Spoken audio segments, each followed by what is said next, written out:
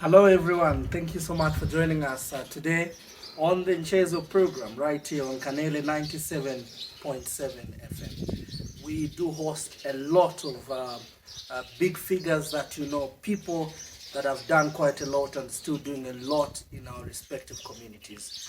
It is another pleasure tonight on behalf of my producer John Zaiwan Mseteka. On camera I do have Edward Banda. I'm Stephen Nkhoma. Another interesting topic today, we'll be discussing the state of Lumezi Constituency. A lot has happened in this constituency since 2021, when we did see a young person or a youth being elected to the position of Member of Parliament. The state of Lumezi Constituency, and this particular evening we host the Honorable MP Munir Zulu. He does really want the R to sound in there. I was used to calling him as Munir, but there was a time I hosted him before the elections, of course. And yes, hopefully I'm pronouncing your name correctly. Of course, Honorable, thank you so much for taking time to feature on NCHEZGO tonight. It's a pleasure to be here, and I wish to be here more often. Thank you. The state of Lumezi, we have seen your opponents saying you don't visit your constituency. Let's look at that particular aspect. These are the people that gave you the mandate to represent them in Parliament, and now your critiques are claiming that you haven't gone to Parliament to represent these vulnerable people that really, really needed your leadership, other than using it to attack your opponents. And they're tagging His Excellency as one of those people. You have used an opportunity to just attack them because of the privilege that the people of Lumezi have given you. Do you subscribe to these ideas? Of course, I'm glad that you said your opponents. Opponents are always going to create a certain narrative that may put them in a certain advantaged position. However, what is true is that I've not been visiting the constituency more frequent. Ordinarily, I should be visiting Lumezi every month. Under normal circumstances, I should be visiting Lumezi at least every month. Okay. Unfortunately now, we have a situation where the state has come up with bogus charges under the banner of seditious practices. Whoever speaks is arrested for seditious practices. Now, when you are arrested, they'll keep you maybe 14 days in the cells. After 14 days, you have the court process. And now, if you are appearing in 4 courts, out of, let's say, 7 days, you are spending 4 days in court. 3 days is not enough for one to move from Parliament buildings of Osaka to Lumezi. I would rather spend the whole 3 days on the way. So, it is the wish of the state to keep us away from our respective constituencies. Even though I've done that, I think I've succeeded in representing Lumezi in the House. That I have done, and I'm happy about it. One thing that a lot of our colleagues should know is that the number of members of Parliament that will be arrested is going to increase as we head towards 2026. The intention of the UPND is to kill competition so that there is a semblance of what a one-party state. That is the objective of the UPND. I put it to you that from 2021, if you hear of by-elections in the non-strongholds of the UPND, if you look at how many MPs are being convicted, it's not in the strongholds of the UPND. Chilangwa, Chitotela, JJ has not been convicted wherever he is, but look at the pattern. there is a systematic pattern of disadvantaging us that are providing an oversight of the government.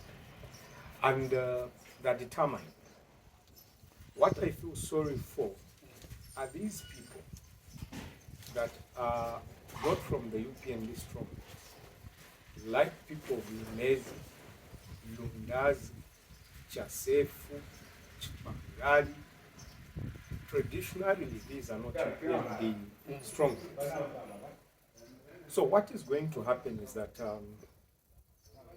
they have had the head of state who was elected in 2021, never visited Lumezi, never visited Lundazi, never visited Chasef. What could be the reason? It tells you that you have a regime that would use certain people from here to champion the UP agenda. Immediately they are seen to deliver, then they're cut off. I put it to you, you've got the people like Daud Mbeba that failed to bring the head of state in Eastern Province. The president only comes to Eastern Province when there is Nkwala, Kulamba, and most recent, I think he attended the ceremony in Malaila, but not coming to appreciate or to know the biggest difficulties that our people are facing today. Let's move, Honorable. Fast forward. Your found time. We did see you the other day addressing people in Chitungulu. How is the status of our people, considering the fact that His Excellency a few months ago declared the drought as a disaster, and it seems like quite a number of places have been affected. How is it in Lumezi? You see, for the valley side, drought has always been part of the lifestyle since time immemorial. Droughts, floods are part of our life when you're on the valley side. Now, people are crying, complaining of hunger. Only that we have a regime that has chosen to be arrogant. They don't listen to advice.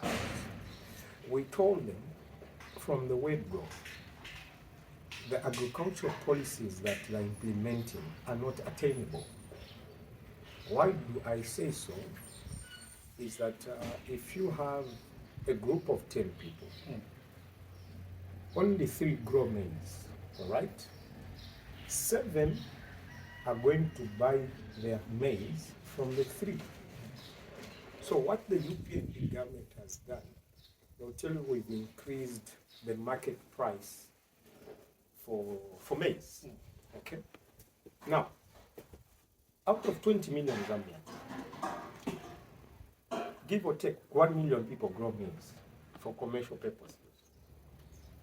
So you are uplifting the welfare of 1 million people, and you make the 19 million Zambians suffer by buying milling at a higher price. Because a reasonable or responsible government ought to have known that if we subsidize 1 million farmers, the 19 million will buy milling at a cheaper price. So for the UPND, they believe in the few to enjoy and the majority should suffer. Who are these few? You and me. We are not commercial growers of maize, but we are buying a bag of 50 kg maize at 320, 350. That was their market price. So when I buy maize at an expensive price, to buy the same milling at a miller, the miller will also increase the bag of milling. So the majority don't grow maize, but we all buy milling. So who is benefiting? One farmer who is going to sell his maize to 10 people at a very high price. So the cost of doing business goes up. So the UPND policies are a result of why we are in this situation of hunger. There is serious hunger in Lumezi. and the people are still sharing the fertilizer in Medan, seed. This is a government that had promised the people that they'll increase the packs. It has failed. This is a government, remember, also in opposition, refused to believe that there was COVID-19, refused to believe that there was a drought in 2015, 2016. They said it's poor leadership. So what has changed? What has changed? How's the status in Lumezi? Because I know the few individuals that we've interacted with and the few officials have actually told us that a farmer this particular season who's benefiting under FISIP should get 3 bags for beso, as well as 3 bags for urea and the seed as well. That's like 6 bags in there. How is the status in Lumezi? And of course, I know there are those that have been complaining that they have been forcibly removed from this program. How is it like in Lumezi? You see, remember Lumezi, in the other farming season, we had the fertilizer scandals where we had our former district commissioner arrested.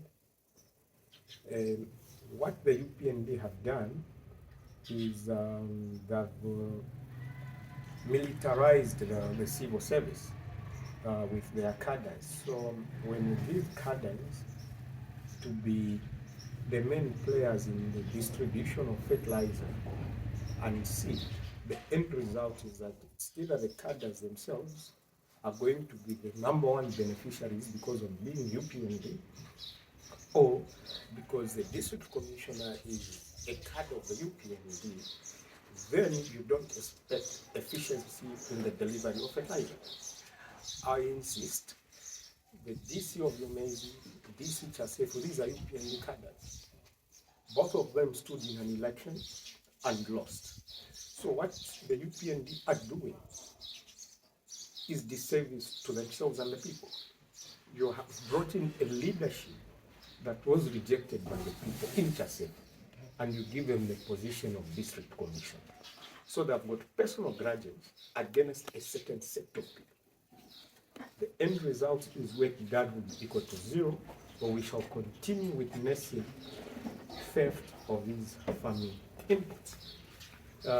What they should have done, knowing very well that these DCs had lost an election, was to maybe promote a DAO who is a seasoned civil servant to position of DC, who is going to operate on a principle that I'm here to provide a service to the people.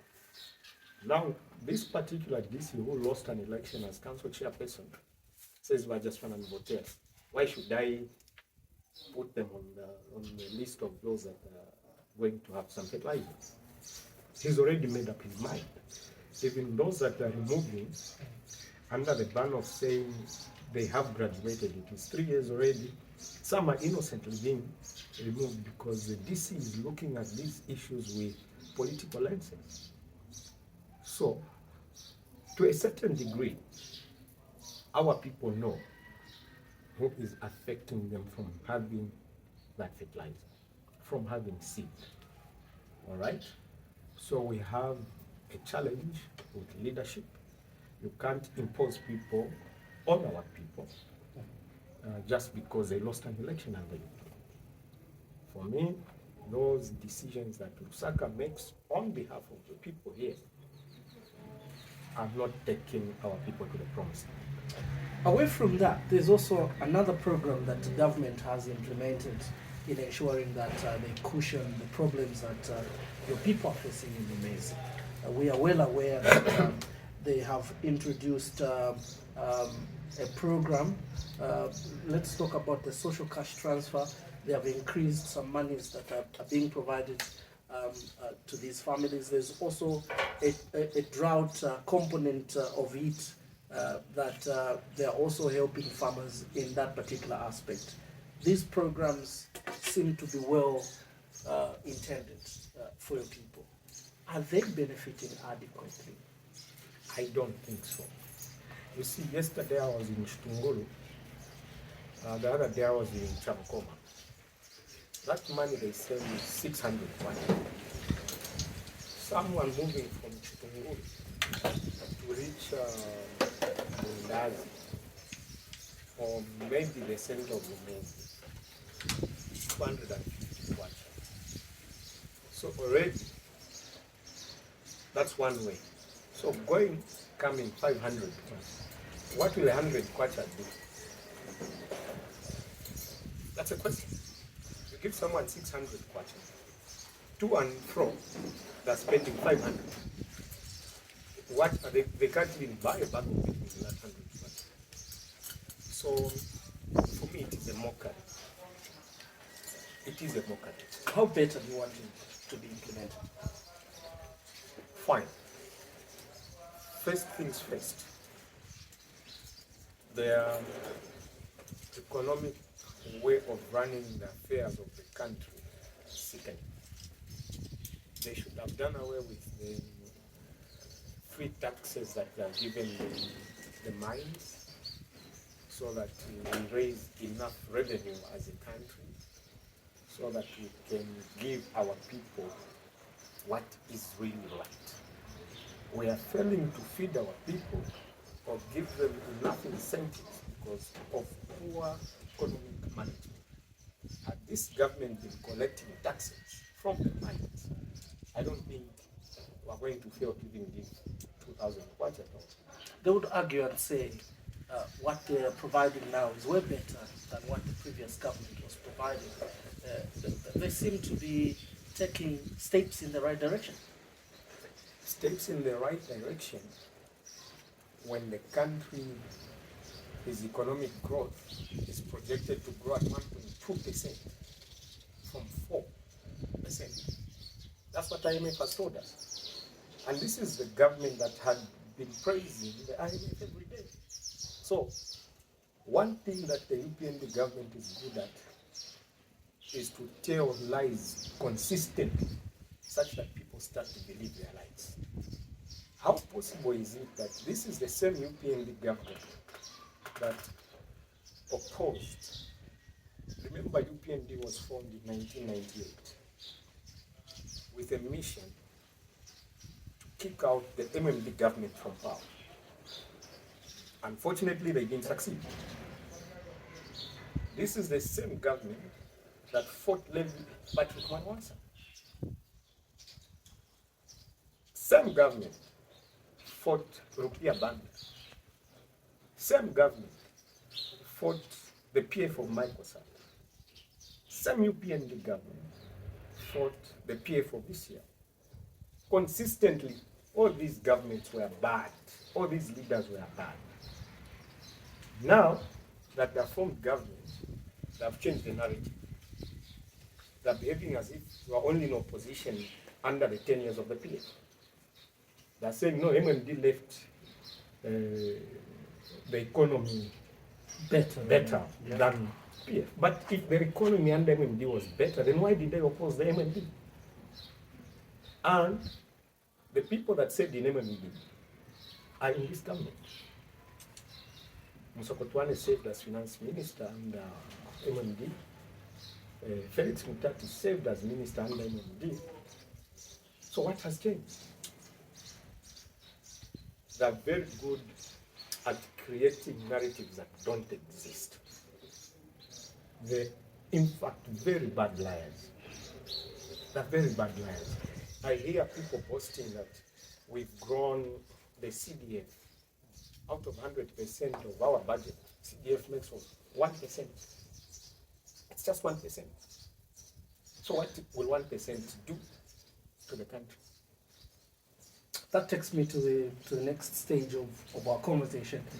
Let's look at the Constituency Development Fund, the CDF itself. We know your Lumezi counterpart has called it a scam before, and she's received some bashing left, right, and center. That a member of parliament shouldn't sink that law. Where do you stand in this aspect?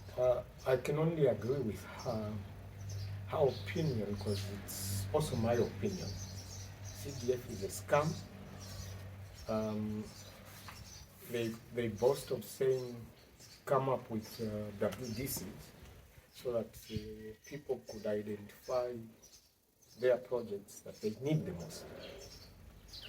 I put it to you that I've not seen any minutes from any local authority recommending for the purchase of land cruisers. I'm yet to see minutes from the local authorities to purchase desks, because it's Lusaka that says buy desks, buy desks.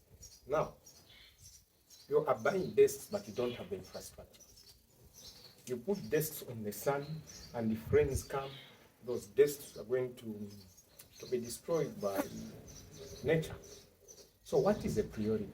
Do you buy a desk first, or you first have infrastructure, and then you bring in desks? So what we are simply doing is like a pendulum. The money is only given on to you when you've exhausted what was allocated, okay? You are told, go and buy a grader, go and buy a tipper.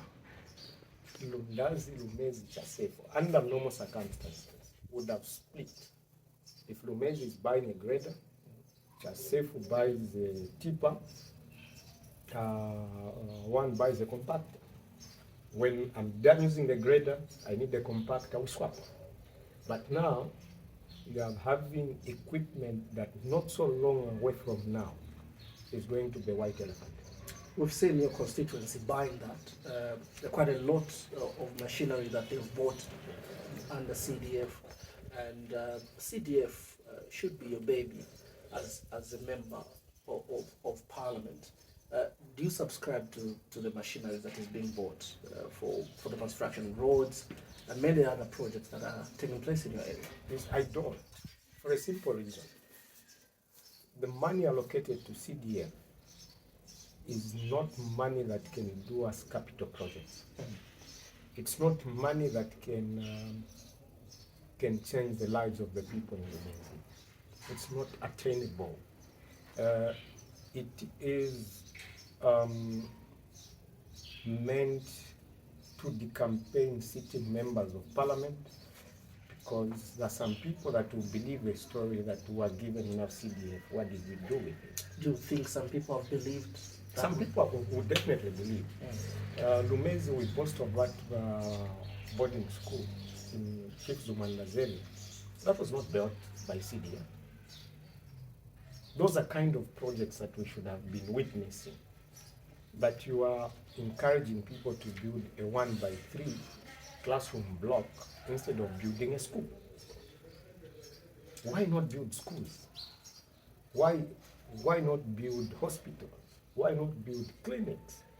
The levels of aspirations for economic development by the UPND is at its lowest. So they don't want people that are ambitious to succeed.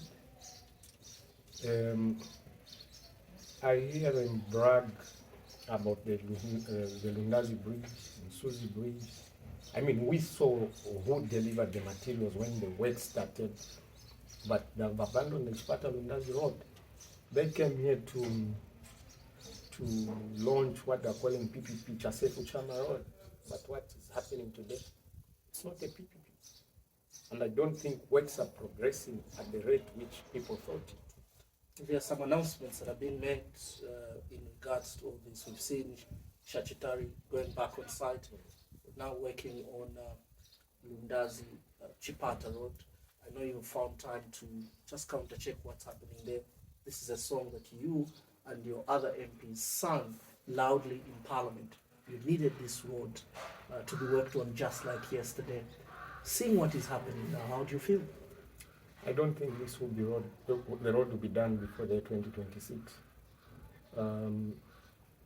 We are getting into the rain season. The contractor will definitely go on industrial break, because you can't do construction when it's raining. So whatever works that Shachitari has done will be brought back to zero after the rain season, because there is nothing much on site, nothing worthy to talk about. I strongly suspect that the government is not funding these projects. Remember, this is a government that comes up with its own price of a kilometer of the road without understanding the jurisdiction of a particular area, in the sense that you don't know where quarry dust from Munir Zulu road comes from.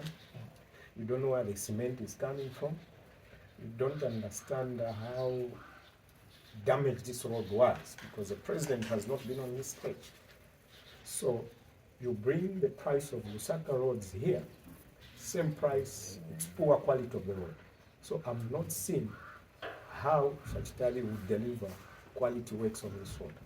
We did see the Minister of Information and Media, Cornelius Muito, who officially opened a media workshop for media owners and station managers for Eastern Province and Chipata, and did pass through the same road and check what was happening there. Seems government is quite happy. What saddens you? It's hypocrisy. These are the same members of parliament when in the floor of the house would say previous governments took development to the east and the north. So he's in Eastern Province, he's saying he's impressed. When in parliament, he's the first one to say, no, they have good road network. So it's hypocrisy on his part. All right. Yeah. Let's talk about the most happening issue right now. I wouldn't want us to discuss matters that are in court. I know you are appearing on several cases, but let's just look at the rule of law. President Hakainde Hichilema in the past did sing loudly that he has brought back the rule of law. Lately, when you listen to his speeches, he isn't talking much about that. I don't know if he's noticed some change of some sort, or he believes that the message has been sent across the citizenry. How is the rule of law application by the UPND government, considering the fact that you are one among a few other members of parliament that have been taken to court for matters that you've just discussed on the floor of the House? And these are the issues we've heard before, that you're protected once you speak as an MP in there, but there are issues that you've been taken to court for. How would you describe the rule of law under the UPND government? Under the UPND government, it is rule of man by man. There is no rule of law whatsoever. I can give you so many examples. Number one, most of my matters before court, the complainant is one and the same, Moses Kalonde. You look at Bowman's matters, the complainant is one and the same, Moses Kalonde. The complainant that made the judges, the Constitutional Court judges, to be fired, the complainant is Moses Kalonde. He's a UPND member. Unlike what they say businessman, he's not a businessman. He's just a simple cadre of UPND being used to fight lawmakers and the judges. So what the trend has been is, they want to clean up the judiciary. That's saying we're cleaning up. In cleaning up, the same Kalonde will complain against all the judges so that we've got a new crop of members of the bench. From the Constitutional Court, I can tell you, the same Kalonde is going to be a complainant against the magistrates, so that there is a new crop everywhere. There is no law being followed, Ghana. It is lawlessness of the highest order. I was privileged to be at Medland Hospital when the Petauke Member of Parliament was brought in. I saw more than 100 police officers removing JJ Banda from the ward against the wishes of the doctors. I've never seen that type of lawlessness. What happened on that particular day cannot even happen in a war-torn country. So where is the rule of law? It is lawlessness that, look at the lawlessness of Parliament, for example. You declare 9 seats vacant when the Constitution is very clear. It is the courts that can declare a seat vacant, but you have Moyo, Deputy Speaker, declaring a seat vacant. Using which law? It's lawlessness. It's lawlessness of the highest order. So there is no rule of law. It is law of man by man, designed to make Zambia an autocratic regime. But I don't see how UPND is going to sustain the fight, because I believe this is the most unpopular government we've ever had. Oh, they would say the second deputy speaker made that particular declaration, and then the courts have made an independent decision. And people will now say, yes, the judiciary is independent. President Hakainde Hichilema is allowing the judiciary to operate on its own and have its independent decision. Let's see how far these judges that deliver sound judgments last. Maybe to be a topic for another day, because we are witnessing a trend when the judiciary are independent, then tomorrow those judges are not there. JCC takes its role. So it's too early. We haven't seen much of you lately in Parliament. The cases against you in the courts of law, have they tried to silence you in any way? You cannot silence a good man. What is shocking is that Parliament has changed the rules. The way they've changed the rules again is lawlessness. Article 77 of the Republic of Zambia, that's the Constitution, Article 77, is very instructive. The National Assembly of Zambia shall regulate its own business and make the standing orders. Shall. National Assembly of Zambia means all members of Parliament should sit and agree to say we are changing the rules. Then they are binding on members. Now, we all wake up both from the left and the right. We are told the new rules. Who made the new rules? No, we picked a select committee, but the Constitution does not say select committee. It says the National Assembly of Zambia shall. So, Parliament is operating on illegalities. And I've written the Speaker a letter. I hope I'll have some feedback, because the new rules are saying on matters of urgent without notice, only 3 members. You have 156 members of Parliament. So on a particular day, you only pick 3. At minimum, they would have said 10, so that each province has a voice being represented. At minimum, what was the rationale of 3? So if the first 3 is Kawata, Munali, Kanyama, it means only Lusaka speaks. The rest of the country is silent. So those changes have given power to the Speaker to choose who should speak and who should not speak.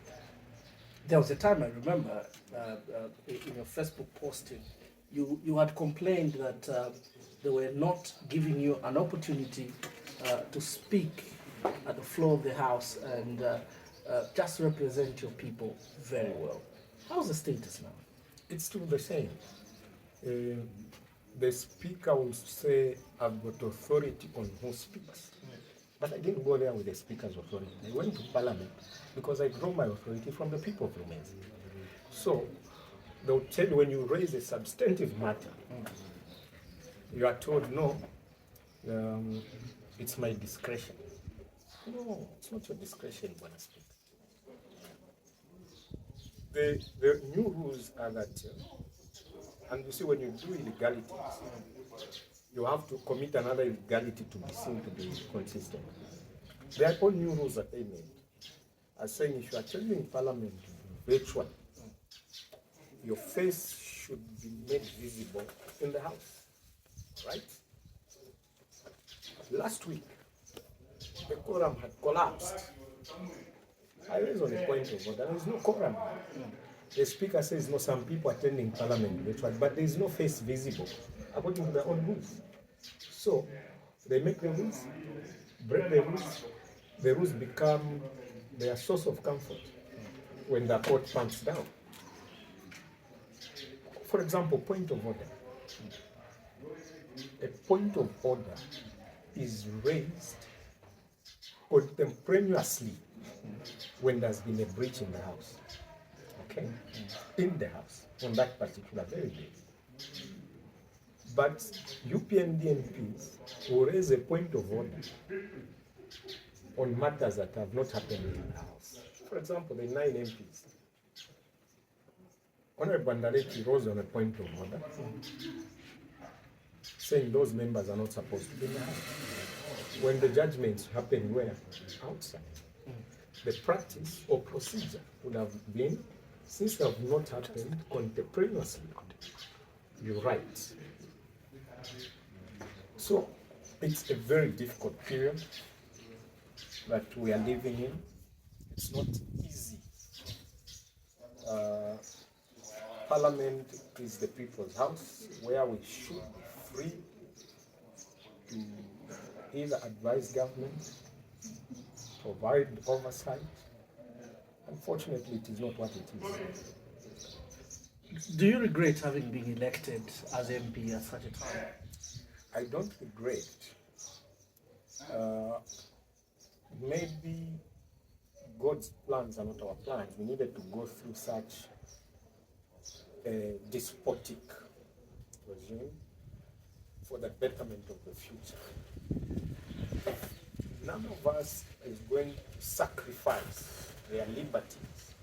I can tell you this will affect the unborn children. So there should always be a crop of citizens that will rise at a particular time, especially now that we've celebrated 60 years of being an independent unitary state. This generation that has started now should also go through what those that fought for our independence went through. So God's wishes and plans could not have been our plans, but there is a reason why we are there under such difficult times. Another case that you are attending to in court involves a speech that you issued after a good brother of yours, a fellow member of Parliament, Honorable Emmanuel Jebanda for Betauke, went missing. Just kindly share with us. We got the news in the morning that yes, the MP was missing, and then the next thing we could see were speeches from you and other members of the House and those that are close to him. Just kindly share with us what came through your mind the moment you heard that your brother had gone missing.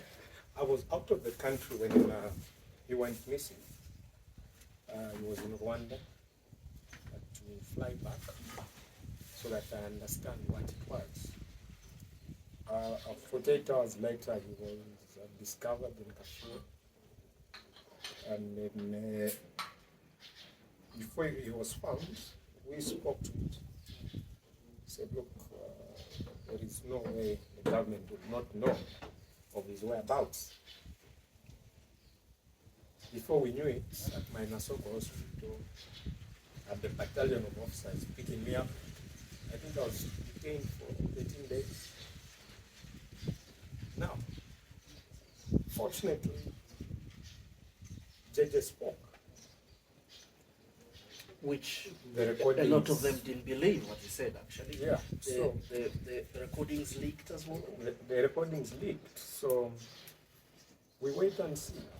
Could it be the reason why they didn't want him out? They wanted him confined in prison so that he does not speak?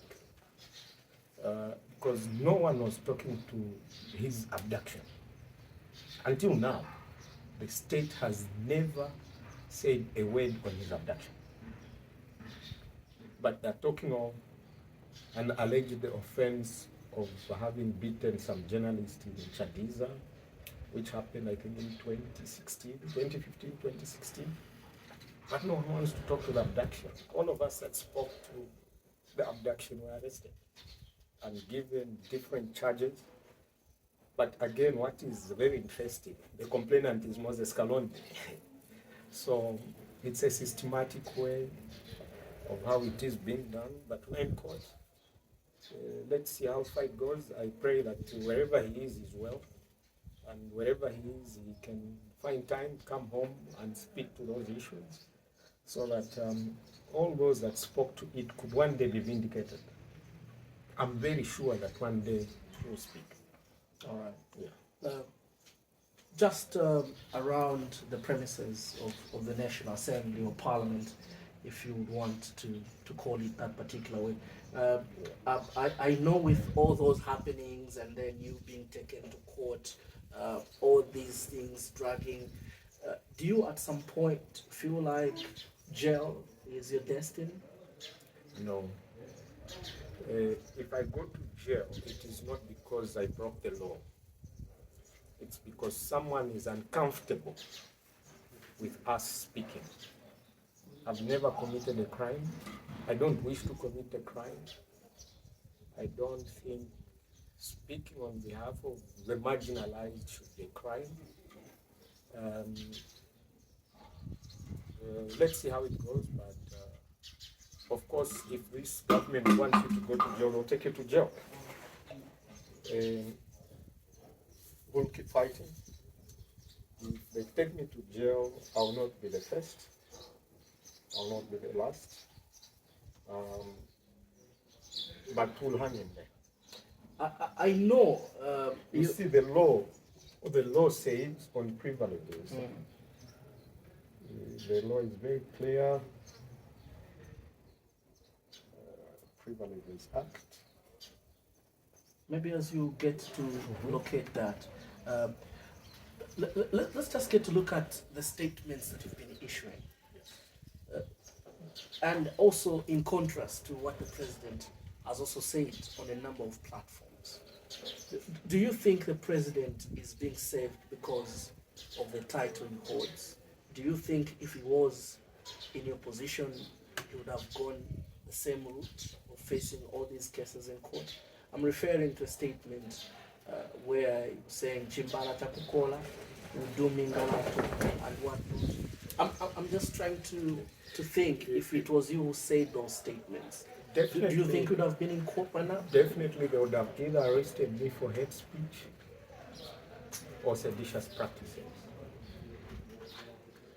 These are the two cases that I give anyone that has spoken out on the illegalities that this government has been committing. How possible is it that anyone who condemned aflatoxin is arrested for seditious?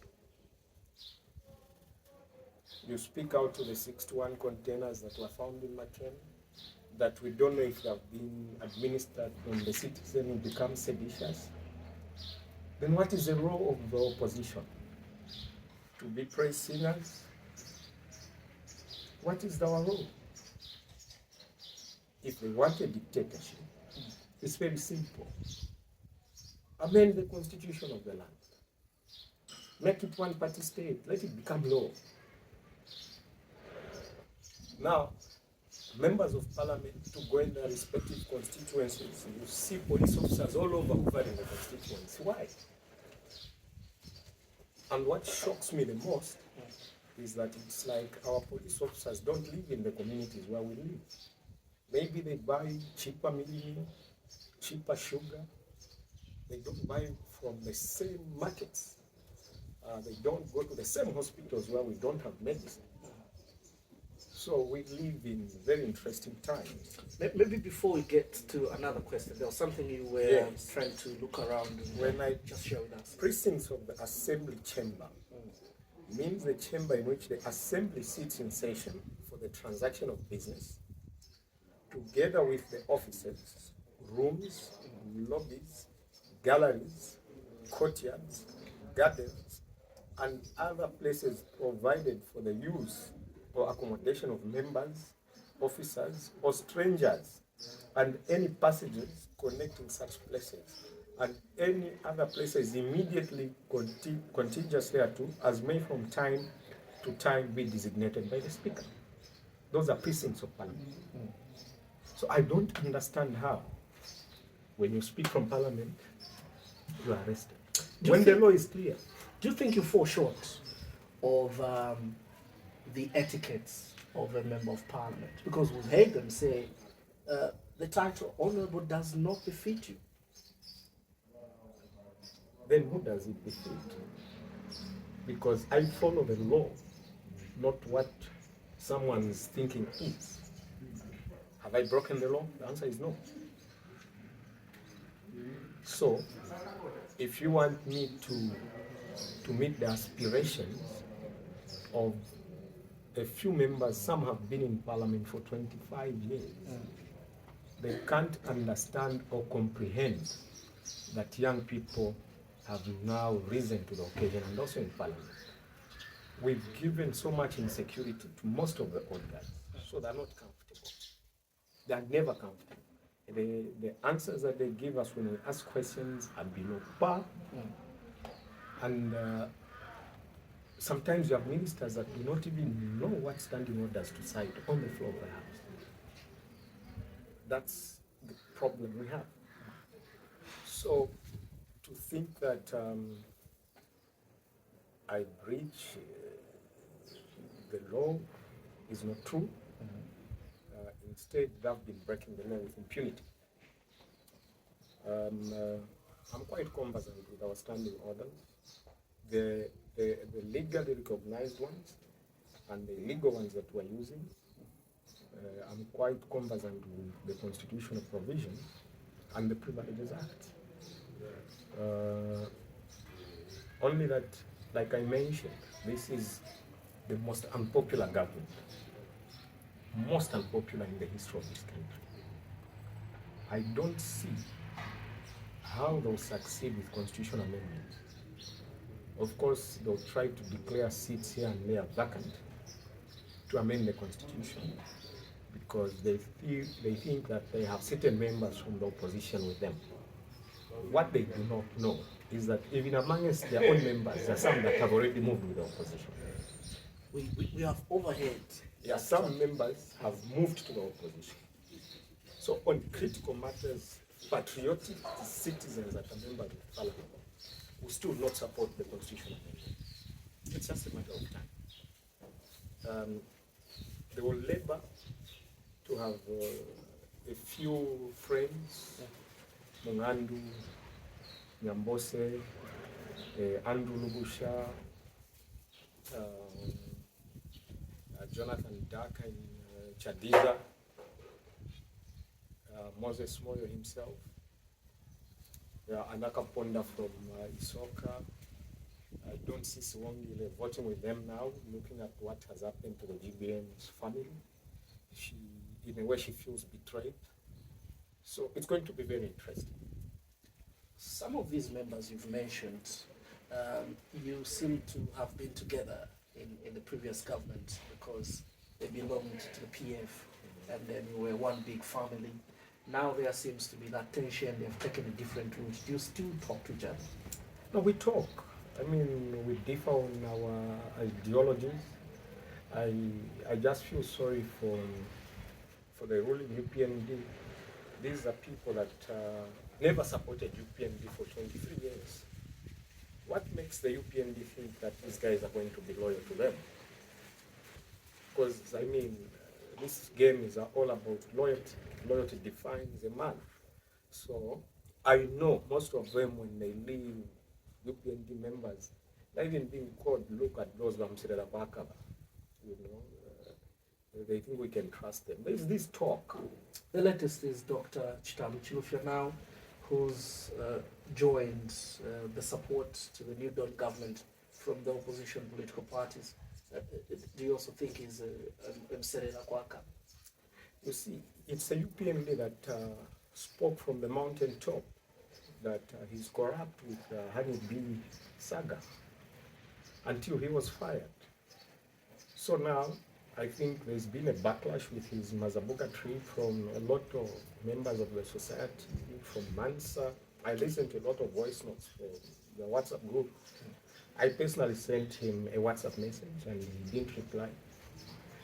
He had to rebut, saying, no, I've not joined the UPND. He's trying to cleanse himself, but I genuinely think that his influence in Wapula is no longer the same. You're one among the few young people that were given the mandate to save their respective constituencies as a member of parliament. 3 years plus in that office. Do you feel proud that you are just among those few that were given this particular opportunity and saved the people of Lumezi? First of all, with all the difficulties that the UPND government has administered onto myself, I think we are still the best performing constituency in the province. Now that only goes to tell you, if I had all my liberties, I would have done far better than what we have done now. We are proud. We take it a day as it comes. I know they have about 5 or so fighting to become members of parliament of Lumezi, but you see, leadership is a trust from the people. The way the people gave it to me is the way they can withdraw it. So being member of parliament for Lumezi is not necessarily about life and death. As we grow, our aspiration is also growing. I'm on firm grounds that should the trumpet be blown, I may be challenging a change. We heard you say that in Chitungulu, and there are statements that you've made before in the past, and then they've come to pass. Do you speak as a prophetess to an extent? I do not possess that wisdom, but I've got the gift of the God to see and look at the future.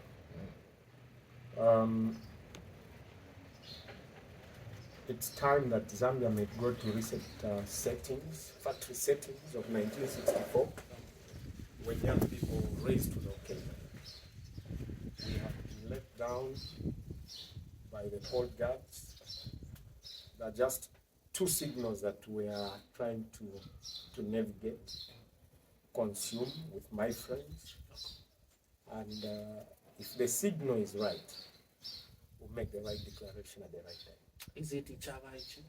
Most probably that's the route we are taking, because at least we've canvassed through all the corners of the country, and I'm glad that on Independence Day in Kitwe, Ichava managed to repel the UPND attack.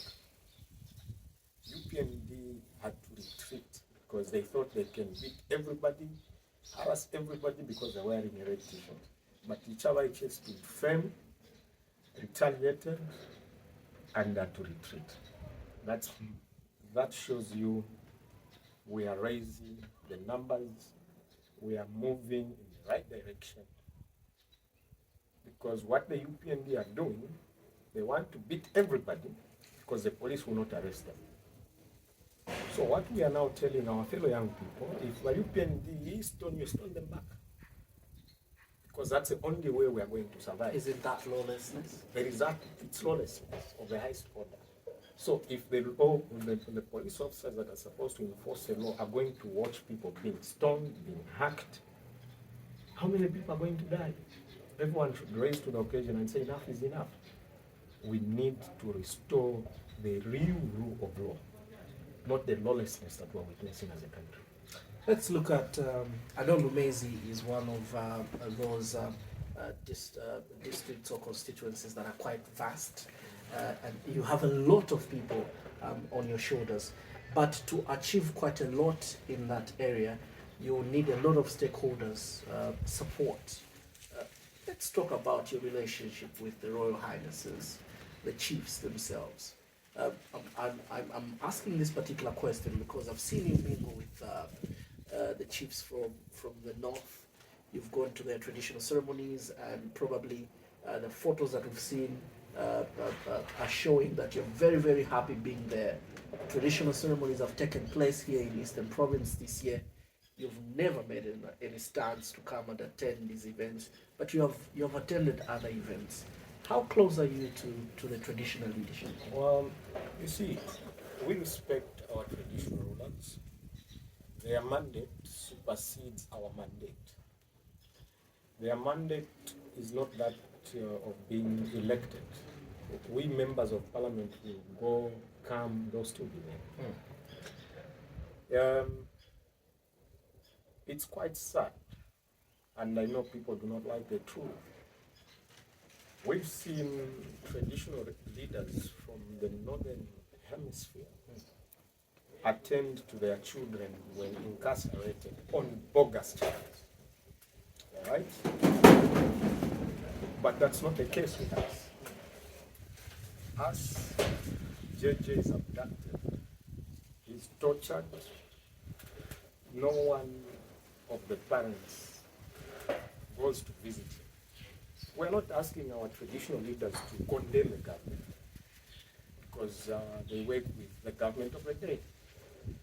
But what is wrong or what crime is there by visiting someone incarcerated, someone in hospital? So you start to grow some form of apprehension, fear. Say, am I going to be welcomed? So those are certain issues that maybe our leadership should think through, especially us. Our journey has just started. Only God knows our final destiny in this journey. We don't want to get to a stage where we say, this is Swatifuna. Okay? If you go to Luapula, you have a member of parliament in NCHEZGO, born from here in Lumezi, Mr. Mwadi, from Lumezi, but he's an MP where? In Luapula. He's from here, Chief Zumandaze. So, there's so many dynamics. Can I go in Luapula and stand freely and win an election? The answer is yes. Because they've welcomed us.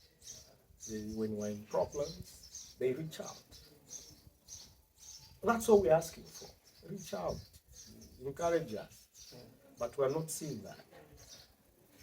So it becomes a bit of a challenge to walk freely into these ceremonies now. Is it a peaceful protest of some I don't want to call it a peaceful protest. We want to see how the traditional leadership thinks of us as their children. Because at the end of the day, we are their children. And our mandate is to speak on behalf of all their children in this constituency. Now, if the government goes rogue on your child, and the silence is loud and clear, what are you telling us? Do you somehow feel rejected by these actions? It could be a sign of rejection because I'm not the only member of parliament who feels that way. Remember, we talk as members. Even some traditional ceremonies, you have one member of parliament getting contributions from all the members of the East. But you can see the resistance in certain ceremonies for people to support. Some who live in just are not going to support. So we need to have a very honest conversation and find a lasting solution. Honorable, I remember vividly one of the questions that I asked you, that was just a few days before the 2021 elections were held. You passionately spoke against human-animal conflict, and you said you were going to attend to this matter and see to it that your people in the valley, and even those in the plateau that are facing this particular challenge, were going to be helped and protected similarly the same way they are protecting animals. Kindly just share with us, in the past 2 years that we've been in office, how has this issue been now?